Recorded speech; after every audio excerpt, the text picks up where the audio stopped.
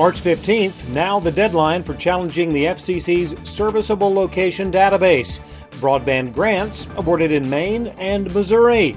Cable television subscriber losses for Comcast and Charter, and a preview of the NTCA's Our Time Conference. Those stories and more on This Week in the Broadband Universe. Hello everyone and welcome. I'm Craig Corbett. State and local governments now have until March 15th to file bulk challenges to the FCC's Serviceable Location Database. The next update to the database, also referred to as the Fabric, slated for June 30th. The Federal Communications Commission has indicated that bulk challenges received by March 15th would most likely be addressed prior to the next update of the map. June 30th, also the date the National Telecommunications and Information Administration plans to announce distribution by state of the $42.5 billion Broadband Equity Access and Deployment, or BEAD, program. Previously, NTIA turned down multiple requests to delay the June 30th date for state allocations. The Maine Connectivity Authority has announced a number of broadband grants. Consolidated Communications won 2 grants totaling $17 million. 4 other providers, including TDS Telecom, won an additional $17 million. Premium Choice Broadband won 6 grants totaling $9 million. The Maine Connectivity Authority received 29 grant applications, requesting better than $102 million in their most recent round of funding. $261 million has been awarded by the Missouri Department of Economic Development for broadband deployment projects in that state. The majority of the awards went to 5 independent telecom providers, including Steelville Telephone Exchange and Choctaw Telephone Company, along with a number of electric co-ops, including SEMO Electric Cooperative, ComoCom, and Osage Valley Electric Cooperative Association. The biggest winner, White River Valley Electric Cooperative, with more than $47 million for 7 projects. One of the largest industry events just weeks away, NTCA's Rural Telecom Industry Meeting and Expo, or Our Time, coming up the 3rd week in February.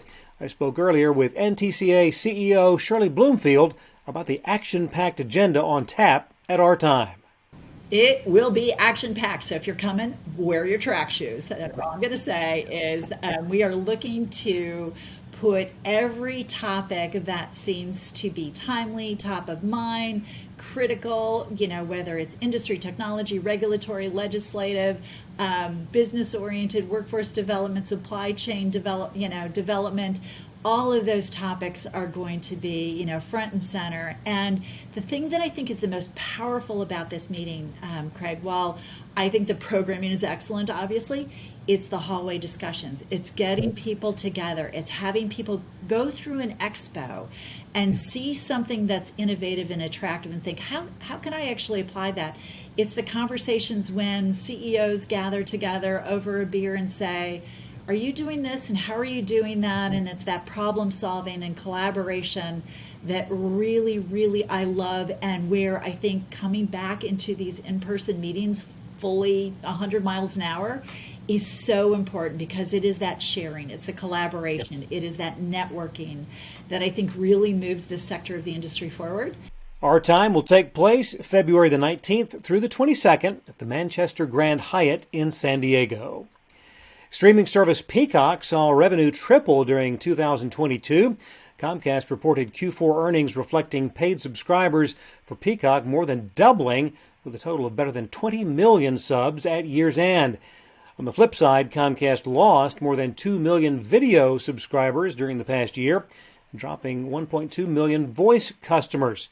NBC Universal saw revenue increase 14.2% to $39 billion. They also benefited from the 2022 World Cup, which brought in $263 million in incremental revenue for the division. Cable television subscriber losses weren't limited to Comcast during the past year. Charter Communications reporting a fourth quarter loss of 145,000 cable TV subs. That's more than twice the number of cord cutters from the same quarter a year prior. Broadband subscription growth slowing as well for Charter, with a gain of only 105,000 subscribers. One of the biggest financial disasters in sports media history is about to enter the next chapter. Chapter 11, that is. Diamond Sports Group, the subsidiary of Sinclair Broadcast Group that manages the 19 Bally Sports regional sports networks, is heading for bankruptcy. Bloomberg reporting this week that Diamond Sports will in all likelihood skip a mid-February $140 million interest-only payment, servicing roughly $8.6 billion in debt. Major League Baseball and NHL teams will feel the pinch as the TV rights revenue from deals with the 19 Bally Sports RSNs evaporate. Sinclair originally paid $10 billion to acquire the Fox Sports regional networks. And finally, with streaming video expanding daily, revenue expectations are absolutely incredible. MIDIA Research has released a report showing that the global SVOD market was valued at $105.7 billion last year. That's a 24% increase from 2021.